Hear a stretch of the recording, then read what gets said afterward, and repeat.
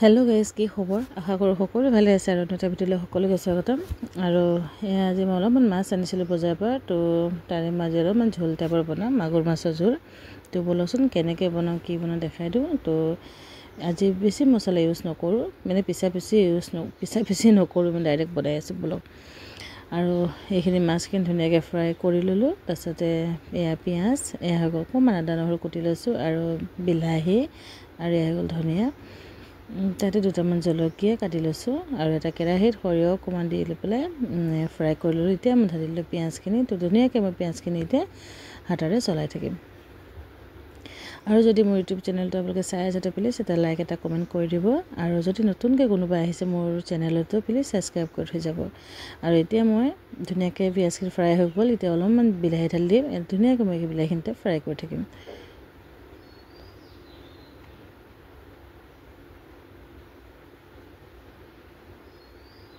বিলাহীখিনি ধুনীয়াকৈ ফ্ৰাইকৈ হৈ যোৱাৰ পাছতে মই এতিয়া অলপমান ইয়াত দি দিলোঁ ৰেড চিলি পাউডাৰ, হালধি আৰু জিৰা ধনিয়া অকণমান দি দিছোঁ। তাতে দি দিলোঁ মই সোৱাদ অনুসৰি নিমখ, আৰু সকলোখিনি দিয়াৰ পাছত মই এতিয়া ধুনীয়াকৈ এইখিনি চলাই থাকিম। ধুনীয়াকৈ মই ফ্ৰাই কৰি ল'ম এইখিনি। এতিয়া ফ্ৰাই কৰি লোৱাৰ পাছতহে দুটামান দি দিলোঁ মই জলকীয়া, যি কাটি থৈছিলোঁ সেইকেইটা দি দিছোঁ। আৰু মছলা যিমান ধুনীয়াকৈ ফ্ৰাই হয় তো তিমানেই সোৱাদো হয়। তো এনেকৈ হিচাপতে বনাম। আৰু লাষ্টত দি দিছোঁ অকণমান মই এই যে পিচি থৈছিলোঁ যে আদা নহৰু পেষ্টটো, মই প্ৰথমতে নিদিওঁ কিয়কি মই মছলা বহুত সময় ফ্ৰাই কৰোঁ।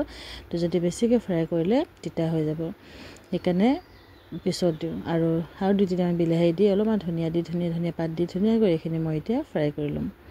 তাৰপিছত অকণমান পানী দি দিছোঁ যাতে মছলাখিনি ধুনীয়াকৈ সিজে, আৰু অলপমান সিজালৈকে অকণমান সময় মই হাতেৰে লৰাই থাকিম। আৰু পানী এতিয়া শুকাব লৈছে, আৰু লাহে লাহে কৰি তো মছলাত অকণমান পানী দি যদি ফ্ৰাই কৰি লওঁ মছলাখিনি আৰু সোৱাদ হৈ যায়। তো তেনেকুৱাই টাইপৰ বনাওঁ মই। এয়া দেখিছেনে? এতিয়া মই ইয়াত দি দিলোঁ অলপমান পানী, মানে ঠিক হিচাপে পানী দিম কিয়কি মই এইটো ঝোল বনাম যে, সেইকাৰণে মছলাখিনি ফ্ৰাই হৈ গ'ল। তাৰপিছত মই পানী দি পেলাই পিছত ধুনীয়াকৈ এতিয়া উতলিবলৈ দিম।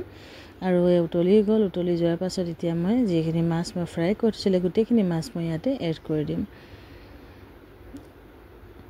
ধুনীয়াকৈ মাছখিনি মই এতিয়া এড কৰি দিলোঁ। আৰু দেখিছেনে মাছৰ কালাৰটো কেনেকুৱা লাগিছে? আজি ভিডিঅ'টো কেনেকুৱা লাগিছে চাই যাব, আৰু বাই বাই।